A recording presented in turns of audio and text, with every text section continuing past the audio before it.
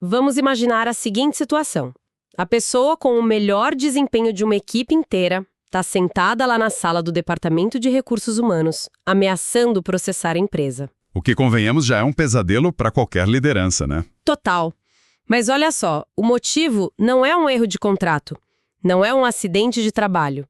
O estopim de um potencial desastre jurídico e financeiro é um sanduíche na hora do almoço. Um sanduíche? Sim. E a reação imediata, aquela bem instintiva da maioria dos gestores ao ouvir um negócio desses, seria tentar abafar o caso, sabe? Jogar poeira para debaixo do tapete. Com certeza. Fingir que não viu e torcer para que o problema desapareça sozinho. É um clássico. Exatamente. E hoje a gente vai dissecar o porquê desse instinto gerencial ser uma armadilha quase fatal e, o mais importante, como desmontar isso peça por peça. Porque é o tipo de cenário que faz qualquer liderança suar frio. Envolve o elemento mais imprevisível de todos, que é o comportamento humano. Sem dúvida. Quando as emoções e os egos entram na jogada, aquelas planilhas lógicas perdem a utilidade. E é bem aí que os verdadeiros desastres começam a ganhar forma. Perfeito. Então, boas-vindas a quem está acompanhando mais esta análise aqui no The Deep Dive. A nossa missão no mergulho de hoje é pegar um conceito que soa muito acadêmico, o famoso pensamento crítico, e tirar ele dessa teoria chata. Trazer para a realidade. Isso.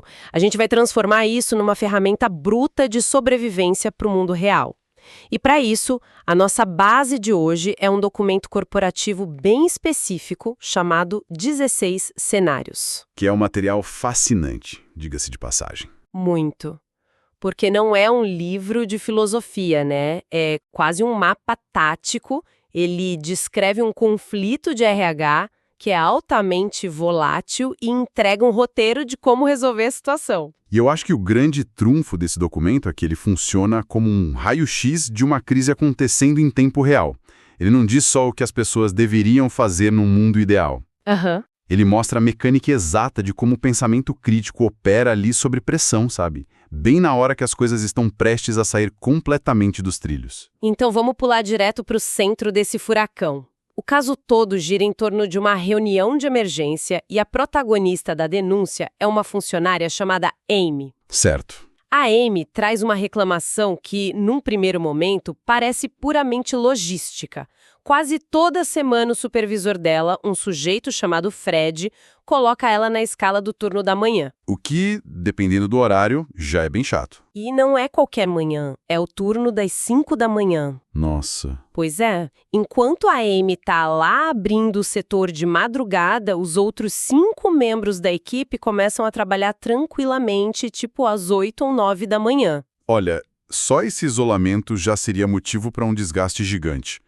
Ninguém aguenta uma rotina onde é o único penalizado com o pior horário, enquanto os colegas estão lá descansando. Exato. Mas, a estrutura do conflito muda de patamar com o detalhe mais polêmico que a Amy solta logo em seguida. Que é a bomba do caso, né? É a bomba. Ela afirma categoricamente que o Fred não está só sendo um mau gestor de escalas. Ela acusa ele de favoritismo descarado, uma corrupçãozinha ali em pequena escala. Segundo ela, o Fred dá os melhores horários para os funcionários que compram almoço para ele. Isso é surreal. E para os que têm filhos, ou seja, se a pessoa não financia as refeições do chefe ou não se encaixa naquele perfil familiar que ele aprova, o castigo é acordar de madrugada. E ela está ameaçando um processo sério. Pois é, o que a gente tem aqui é uma alegação pesada de discriminação e quebra de ética. Não é mais só uma insatisfação com a escala. A ameaça de processo da Amy eleva a temperatura da sala ao máximo. É um ponto de ruptura sistêmico mesmo. E aí, diante dessa bomba, o documento nos apresenta a reação de um outro gestor que está lá na sala, o Neil. E eu fico impressionada com o Neil. O Neil é um caso de estudo à parte. Totalmente. Porque ele ouve essa denúncia de que o supervisor está trocando bons horários por comida e a resposta imediata dele é um ceticismo super defensivo. Ele vira e fala... Ele tenta invalidar tudo na hora. Na hora. Ele argumenta que o Fred está na empresa há mais de 10 anos, que ele sempre entregou resultados e simplesmente questiona a credibilidade da Amy, sem ter investigado absolutamente nada. E é fundamental a gente entender a mecânica por trás dessa atitude do Neil. porque, no fundo, esse é o padrão da nossa espécie. Como assim? A reação dele não nasce necessariamente de pura maldade, sabe? Nasce de um princípio de economia de energia do cérebro. No texto, essa atitude ganha um nome cirúrgico. Eles chamam de miopia. Miopia, mas como isso funciona na prática corporativa? Porque, olha, parece meio irracional defender alguém que pode estar colocando a empresa inteira num risco legal gigantesco. Sim, parece. Mas pensa assim. Espera, me lembra muito aquele comportamento típico de torcedor de futebol, sabe? Perfeito, ia falar isso. Né? Tipo, um jogador do nosso time dá uma cotovelada clara no adversário, bem na nossa frente. Aí a gente grita pra TV, não foi nada, simulação. A gente defende o erro só por causa da cor da camisa. É isso que acontece com o Neil. A analogia esportiva ilustra isso perfeitamente. É o tribalismo.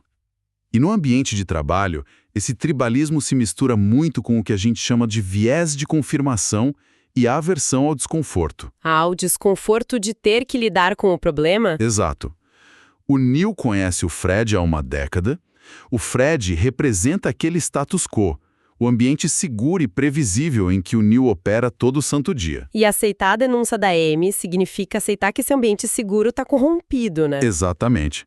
Significa admitir que a liderança falhou, que eles vão ter que abrir processos investigativos super dolorosos e que um colega antigo pode acabar demitido. É, muita dor de cabeça. Muita. Então o cérebro do Neil calcula esse gasto imenso de energia, o desgaste político todo, e escolhe o caminho de menor resistência. Ele desacredita quem trouxe o problema. Caramba! Em outras palavras, a ausência de pensamento crítico não é só, sei lá, falta de inteligência. É um mecanismo de defesa contra o trabalho duro que descobrir a verdade exige. Perfeito, porque o perigo real não é só o Fred aceitando uns sanduíches. O perigo é a liderança ter essa reação instintiva que blinda o erro.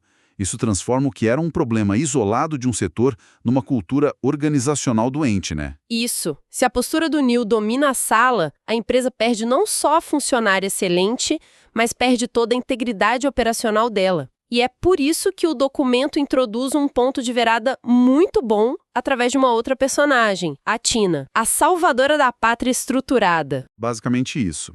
A Tina é a voz da razão, ela intervém na reunião, dá um freio nessa afobação do Neil e propõe um plano de investigação. Ela tinha acabado de fazer um curso de pensamento crítico, segundo o texto, e ela recusa esse atalho mental do Neil, né? Uhum. E o que torna a abordagem dela muito eficaz é que ela não entra num embate moral com ele. Ela não aponta o dedo. Não, ela não fala tipo, você é insensível, Neil. Ela ataca a falta de metodologia. Ela institui um processo claro ali. E o documento divide esse processo proposto pela Tina em 3 pilares que eles chamam de inegociáveis. O primeiro é a coleta exaustiva de fatos concretos. O segundo é a construção de uma solução baseada estritamente nesses fatos. Certo. E o terceiro, que olha, eu sou muito suspeita para falar, mas eu acho que é o mais complexo, é a exigência de manter a mente aberta durante todo o trajeto. Olha, eu concordo com você. O terceiro pilar é o verdadeiro teste de fogo. Manter a mente aberta no meio de uma crise corporativa significa lutar ativamente contra o próprio ego. É difícil demais. Muito. Significa que a Tina e o chefe precisam estar dispostos a descobrir que o Fred, que é aquele símbolo de estabilidade de 10 anos da empresa, pode, na verdade, ser um assediador moral. O pensamento crítico exige que você encare os fatos, por mais politicamente inconvenientes que eles sejam. E para garantir que esses fatos sejam mesmo incontestáveis, a Tina propõe uma investigação de 360 graus. Isso é bem interessante no documento. Porque ela não sugere só tomar um café com a Amy, com o Fred, para, sei lá, ouvir os dois lados. O plano dela envolve entrevistas com absolutamente todos os membros da equipe. Envolve cruzamento de dados e até conversas com o próprio supervisor do Fred. O objetivo explícito é avaliar a credibilidade das narrativas. Sim. Mas aqui eu vou precisar fazer o papel da cética, porque eu li isso e fiquei pensando. Pode falar. O próprio conceito de avaliar a credibilidade não acaba abrindo as portas para o mesmo viés que a gente está tentando evitar? Como assim? Explica melhor. Pensa bem, num cenário que é muito a palavra de um contra o outro, como é que o pensamento crítico impede que a simpatia pessoal do investigador determine quem está certo? Entendi. Porque a Amy diz, eles compram o almoço para ele ter vantagem. O Fred pode muito bem dar aquele sorriso amigável e dizer: imagina, a gente é só colega dividindo a conta da lanchonete, tudo numa boa. É verdade. Se a Tina simpatiza com a Amy, ela vai enxergar assédio. Se o diretor simpatiza com o Fred, ele vai enxergar só uma amizade. Como a gente transforma isso em ciência e não num concurso de popularidade? Essa é uma objeção excelente. Esse é o calcanhar de Aquiles de qualquer investigação que seja superficial. E é exatamente por isso que o método da Tina brilha tanto no material de origem. O que ela faz de diferente? O texto é muito específico sobre a solução para essa subjetividade, que é a triangulação de dados externos. O plano exige que a investigação busque perspectivas de todos, e isso inclui pessoas de fora da equipe imediata. Ah, o pessoal que só interage de vez em quando. Isso. Aquelas testemunhas invisíveis do dia a dia, sabe? O pensamento crítico nessa prática forense do RH não é só perguntar quem está falando a verdade. É cruzar as declarações com os rastros que o comportamento deixa pelo caminho. Rastros. Imagina o processo. Eles não vão apenas perguntar ao Fred se ele ganha almoços. Eles vão pegar e verificar os registros de ponto dos últimos 6 meses. Nossa, faz todo sentido. Quantas vezes a Amy abriu a loja às 5 da manhã comparado aos outros? Os números frios batem com a denúncia dela. Contra dados não tem argumento, né? Exato. E depois eles vão conversar com o porteiro, com a recepcionista ou com o pessoal da limpeza. Gente que não tem absolutamente nada a ganhar nessa disputa de escala, mas que observa toda a dinâmica social ali. Claro. Se o assistente financeiro lá do outro andar costuma ver o colega entregando a sacola de comida para o Fred antes do turno e o ponto mostra que esse mesmo colega nunca na vida acorda às 5 da manhã, a narrativa começa a se fechar. É isso, começa a ficar muito claro. Não importa quem chora mais na entrevista ou quem tem o sorriso mais convincente, né? Os dados triangulados formam um fato indiscutível. É um processo quase científico de eliminação de vieses. Fiquei impressionada. E é isso que valida toda a investigação. Só que o documento também alerta que descobrir a verdade é só o fim do primeiro ato. E tem mais? Tem. Digamos que a triangulação prove que a Amy estava certa. O favoritismo é real. Agora entra a fase que, para mim, separa os gestores amadores dos verdadeiros líderes. É o que eles chamam de efeito dominó das soluções. Essa fase é fascinante. É a engenharia das consequências. Com a culpa do Fred comprovada, o texto lista as potenciais opções de correção. E eles jogam várias possibilidades lá. Sim, várias. Deveria ter só uma advertência formal no RH. Ou talvez um evento de integração, sabe? Aquele team building clássico para melhorar o clima. Quem sabe um treinamento sobre as políticas da empresa para todo mundo. Ou a medida mais cirúrgica, né? Criar um sistema de escalas totalmente transparente e automatizado. O cerne do pensamento crítico nessa etapa é antecipar o impacto de segunda e terceira ordem de cada uma dessas escolhas. É como jogar xadrez com as soluções. Se a empresa aplica só uma advertência formal no Fred, o papel aceita tudo. Mas, na prática, o Fred pode se tornar super passivo-agressivo com a Amy depois e piorar o ambiente. E se optarem por uma dinâmica de team building? Levar todo mundo para um parque, fazer um happy hour, isso resolve? Olha, isso seria o equivalente a você colocar uma camada de tinta super fresca numa rachadura estrutural de um prédio. Fica bonito, mas cai. Parece lindo no primeiro dia, mas o prédio vai desabar de qualquer maneira. O team building não altera a dinâmica de poder corrompida.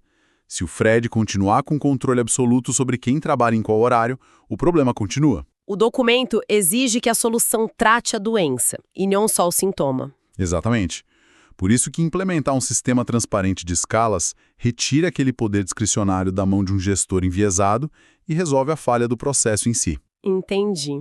Mas deixa eu trazer o espírito do Neil de volta para a roda, porque eu achei muito curioso. Lá vem. Lendo toda essa exigência de entrevistas, cruzamento de registros, análise de opções de longo prazo, o Neil, lá no texto, ouve o plano da Tina e dá aquele suspiro de exaustão, sabe? Ele não quer trabalhar, né? Ele sugere que isso é trabalho demais. Ele propõe assim, a gente não pode simplesmente pedir para toda a equipe se reunir e resolver isso entre eles. A famosa terceirização do problema. E, sendo totalmente franca, se a gente pensar no ritmo alucinante das empresas de hoje, com meta batendo na porta, caixa de e-mail lotada, o instinto de delegar não tem o seu valor. A palavra de ordem no mercado é autonomia. Por que não trancar a equipe numa sala e dizer, olha, vocês são adultos, cheguem a um acordo sobre essa escala e voltem ao trabalho. O Neil não tem um pingo de razão. Parece tentador. Mas isso é a armadilha do falso empoderamento. Falso empoderamento. Sim. Delegar a resolução de um conflito estrutural para as próprias partes envolvidas não é dar autonomia, é a abdicação de responsabilidade da liderança. Ah, entendi. O líder está fugindo. A resposta da Tina desmonta o argumento do Neil, mostrando o que realmente acontece. Se a liderança diz resolvam entre vocês, a estrutura de poder atual vai ditar o resultado.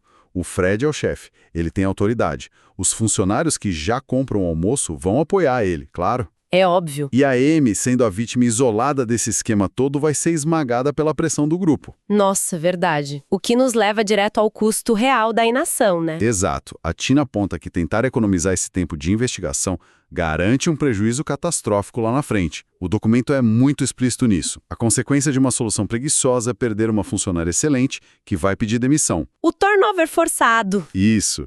E de brinde, enfrentar um desgaste jurídico imenso com um processo por práticas de retaliação e favoritismo. E tem um detalhe de integridade bem legal no material original. Qual? A Tina faz questão de ressaltar que evitar o processo judicial não deve ser a motivação principal para agir corretamente. A ética tem que liderar. Exato. A ética lidera. Porém, evitar um processo milionário é um benefício prático inegável de se aplicar um método estruturado em vez de abraçar a inércia do neurônio. Fica muito claro. Se você microgerencia o seu tempo evitando investigar os fatos de verdade, você acaba macrogerenciando a própria ruína da empresa. Perfeita colocação. E no fim, o chefe na narrativa entende o tamanho do risco, ele aprova o plano da Tina na hora e manda ela conduzir tudo com o RH. No entanto, é bem no final desse documento, do 16 cenário, que as coisas dão um passo para trás e o horizonte se expande de um jeito absurdo. É um momento de virada do documento. Sim, porque o texto revela que essa confusão toda do turno das 5 da manhã, dos sanduíches, era só uma ilustração microscópica de uma lei corporativa muito maior. Ele usa esse microcosmo de um atrito de RH para provar que a infraestrutura lógica do pensamento crítico é a mesma para praticamente qualquer desafio estratégico de uma organização. E a lista que o texto fornece logo depois comprova muito isso. Ele menciona que esses mesmos processos exatos que a Tina usou devem ser aplicados, por exemplo, no desenvolvimento de protocolos de segurança de dados, Sim. na análise de mercados, na avaliação de concorrentes, na alocação de recursos financeiros ou humanos e até na antecipação de erros em sistemas de TI ou no planejamento de metas a longo prazo. Quando a gente olha para essa lista com calma, a genialidade da conexão se revela. Pensa bem em como desenvolver um novo protocolo de segurança de dados contra hackers é estruturalmente idêntico a resolver o conflito da Amy com o Fred. Desenvolve essa ideia pra gente. Como é que um firewall tem a ver com favoritismo de escala? Pensa lá nos 3 pilares da Tina.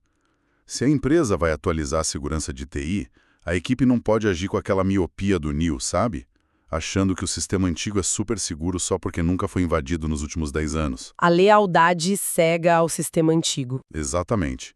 Em seguida, eles precisam daquela investigação 360 graus. Quais são as novas ameaças externas? Como os funcionários de diferentes setores interagem com as senhas no dia a dia? Eles anotam no post-it? Qual é a credibilidade dos fornecedores desse novo software de segurança, né? Isso. Eles triangulam os dados de vulnerabilidade igualzinho a Tina fez. Caramba! E, finalmente, entre o efeito dominó das soluções. Se eles implementarem uma autenticação de 3 fatores, que é super rigorosa, isso vai proteger os dados. Mas será que vai atrasar a equipe de vendas na hora de fechar um contrato rápido com o cliente? Ou seja, a solução resolve o problema de segurança, mas cria um baita de um engarrafamento operacional em outro setor. Exato. Exige-se analisar as informações cruas, questionar premissas e antecipar falhas antes de tomar a decisão final.